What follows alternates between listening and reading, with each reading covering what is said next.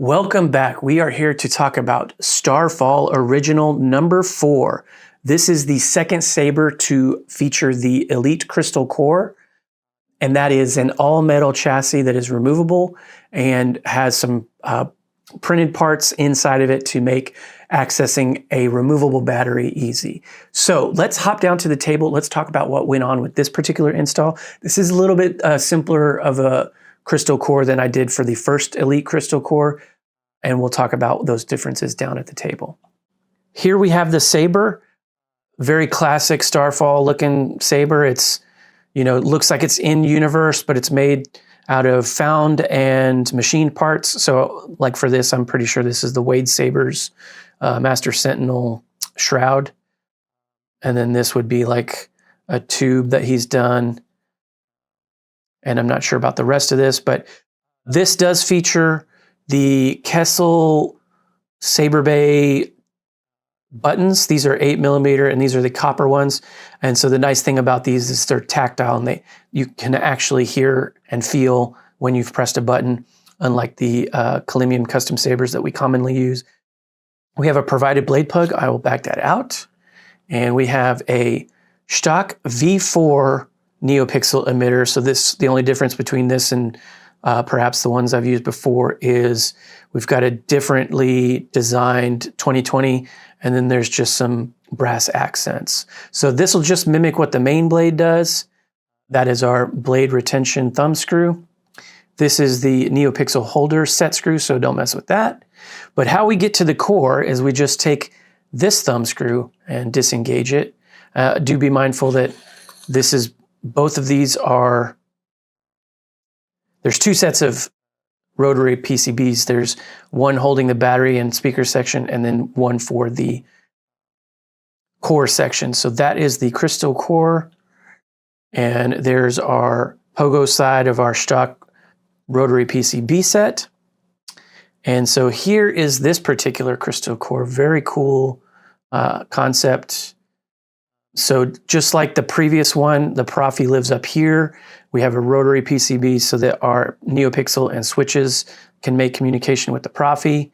We have some onboard LEDs. Now I did take a 2020 strip and subblade it with this little circle feature and this strip feature. The same thing goes for the battery. There's another one down here and I've subbladed that one.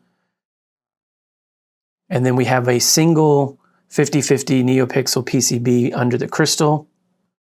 And so, yeah, and then this little mesh material is just magnetically held in place there, and a little bit of a set feel here. This can just come off like that. So what I did, Nick was only able to machine and install a magnet here because he needed to keep this clear for me. So what I did was put a little bit of like adhesive to fill in the gap so that when you do go to put this on, you'll get a very solid feel there so you can move it around. But if you need to get to the Proffie, access the USB or the SD card or the kill switch, it's right there. We are already on, as you can tell, but if we were off, we could take out and exchange the battery with our provided Allen key, and the set screw for the pommel is here. Now there are some set screws around this that Nick did to make installing a little bit easier than the first one. So don't adjust these at all. These keep the entire lower section in line. But we'll just take this pommel off. Now I would say both when you're putting it on and taking it off, keep your finger here because again, there's another set of pogo springs here, and this is very tightly in place, and so that will just fly off. But there's our pommel, and then here's our speaker and battery section. So we got this tiny little removable chassis that has its own animation or accent pixel strip here. And this sports an 18350 just because of the size constraints. But like I said, we have a dual rotary PCB setup. So like I said, this one is for pulling the core in and out, and this one provides battery, speaker, and data and power to the accent strip. I keep wanting to say animation strip. So if we needed to pull and replace the 18350, we could do that. In order to remove the removable battery, we can just smack the whole thing against our two fingers like this. I'm pressing like that against there. And then we can see in the tray, we've got the Starfall logo and then the positive terminal clearly indicated in an embossed pattern there. But this little leaf spring is your negative. So when we go to put the battery back in after it's charged, nipple always goes to nipple. So again, so push that down in. And if we need to get it out, we just smack it like that and you can see it comes out. So when we go to put it in, we'll just align the strip with this mill section. It's okay if you're off because when you go to put this in, you can sort of push down and rotate with the saber, but I've got it aligned. So all I need to do is, and I've been trying to keep it on the same spot every time. So you'll see some little scratches there. Obviously it doesn't really matter. And then we'll just press with our finger so that we're fully engaged and then tighten down that set screw for the pommel. And we're all good. And again, we can flip the kill switch on. You'll get your boot sound. And yeah, so like I said, I've subbladed these so that these have their own animation styles. They'll do something different in the on and off state, and they do something different for each preset. And I've tried to vary it up per preset, but generally speaking, the crystal color matches the blade color. And then the rest of the accents are just something different. So we do have gesture controls. So while the saber's out, if you wanted to turn it on to see what those do, just twist it, right? You can see those color change, animation change. So they do respond to lockups and clashes. Now, with a gesture control, you do get into battle mode, and I have programmed the clash detection for battle mode to be, there's a threshold that where you, if a light clash, as you just saw, will only do the clash effect, but any harder and you get it into a lockup. So again, let me demonstrate that. So light clashes are just glancing blows, right? All of the different accents do something different. But if I really smack down on it, we're in a lockup until you pull away, right? So otherwise, you can put it into the saber any which way. And then, like I said, we'll just do like we did with the pommel, push down, engage this thumb screw here, and now we're ready. So when the saber is facing you with the cutout downside towards you, or these two screws towards you, this button is your power and this is your aux. So depending on if you like power with your thumb or with your index, you can just hold the saber in a different position, right? Power will get you into regular mode, but like I said, gestures will get you into battle mode. Aux in the off state switches between presets. If you point the hilt down, you'll go backwards in the preset list. So if we wanted to, we can check out this set of chassis accent colors now that we've switched fonts.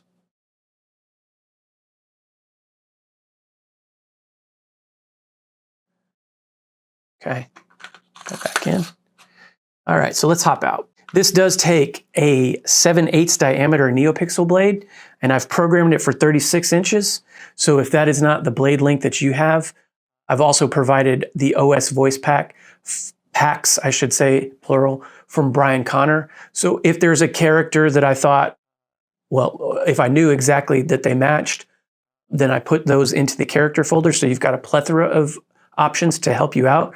So when you switch fonts, you may get somebody else talking. And if you want to just test it real quick, you can hold aux and tap power to get a battery level. You can hold power and tap aux, so that's the inverse, to do volume level. Otherwise, you'd hold both buttons to get into edit mode. I'm not going to cover that here, but edit mode will let you change the blade length settings if you go into settings. But like I said, 36 inch. So this is a quantum blade, more pixels per inch. And we just rest it on the PCB pins and engage our thumb screw. And so, like I said, gestures will get you into battle mode, but if we just want to do regular mode, we'll tap power, right? But if we wanted to, like I said, test whose voice pack this is, hold aux and tap power. Battery level 60%. So this is I chose Obi-Wan, right? But if we do twist on, right, now we're in battle mode. So like I said, there's that threshold of clashing that may only get a glancing blow, right? But if we tap harder, we're in a lockup. So we pull out of that position. Now again, lockups are also tip effects. So if we're sideways, melt, right? And if we're pointed down, which I can't really demonstrate here, my dog in the way and all that, but if we're pointed down, we'll get a drag. And then if we're in regular mode, so get it back up, and we do a horizontal without holding anything, it's not a lockup, we'll get a stab effect. And that'll be different for each preset. So some of them may not have stab settings, but I think most of the ones that I've done do. But aux for blaster blocks. And if you are in regular mode and you want to do lockups, then hold either button as you clash. Right. Until I let go. Right, okay. So go to a different font. So if we want to start and stop tracks, we have two different methods. We've got track player, which will be in the off state in any position other than directly upright. We'll get a track player. So we'll hold power for 2 seconds, and then you'll get a chime. You'll be in the track selection. And so as you rotate the saber, you'll just switch alphanumerically through the tracks that I've provided. Now I've provided a whole host of them in the common folder. That way you can access them from any preset whatsoever in the track player mode. But when the saber's upright and you hold power for 2 seconds, you're only going to get the track that I've designated. And when the blade is on, you can start and stop only that designated track. So let's demonstrate that real quick. So we're going to do track player first. There's our chime. If we rotate one direction, we're going to scroll through. So either button will continue to play, but they have different functions, right? So now I can move the saber around without going through them. And then we'll just hold it again for 2 seconds to turn it off, right? I'm not going to, I can't remember them to be honest, but on the printout that I provide with all the rest of the instructions, you can learn aux does one thing, power does another. And so it could either play and continue to play randomly, or it'll continue to play sequentially. But like I said, for designated tracks, we'll be upright for 2 seconds. And I'm hitting my ceiling, right? You can turn the blade on, right? But I have to turn it off by, again, pointing upright. Mississippi 2. There we go. If we are on and we do that, then we're going to get a force effect. So if I hold for 2 seconds, will be a force effect, right? And I've animated the blades for the Starfall font collection to go to an unstable style for only as long as the force effect sound lasts. And yeah, that way it just doesn't go on for 30 seconds. But we can switch between force player and quote player by pointing the hilt directly down and holding power for 2 seconds.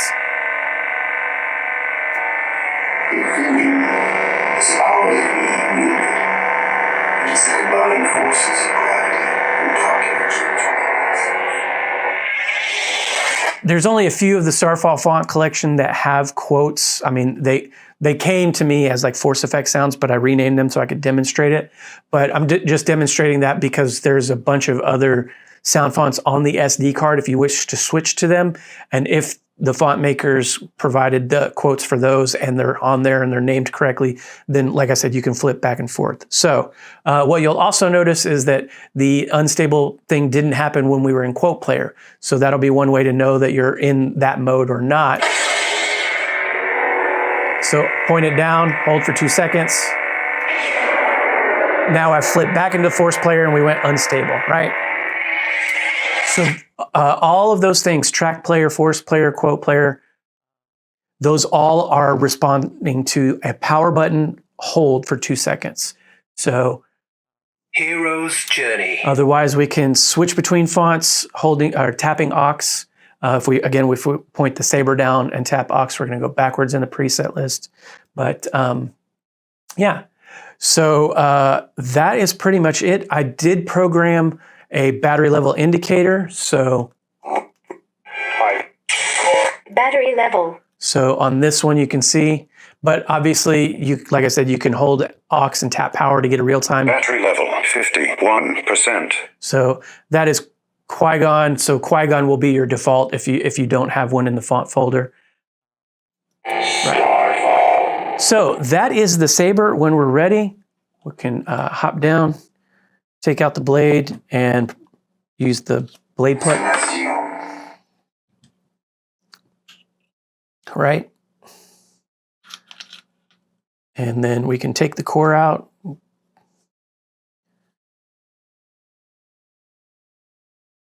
I like to make sure that's fully out so we're not scratching up this nice metal chassis. And then we can pull the grill off and then hit the kill switch.